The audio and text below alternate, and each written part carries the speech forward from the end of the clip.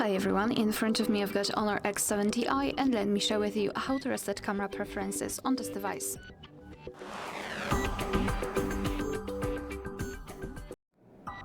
So let's start with opening the camera app, and right now we are in the standard photo mode. I wanted to draw your attention to those grid lines. I've applied them before I've started recording because I'd like to show you a visual evidence that the reset option will work, so they should disappear after resetting.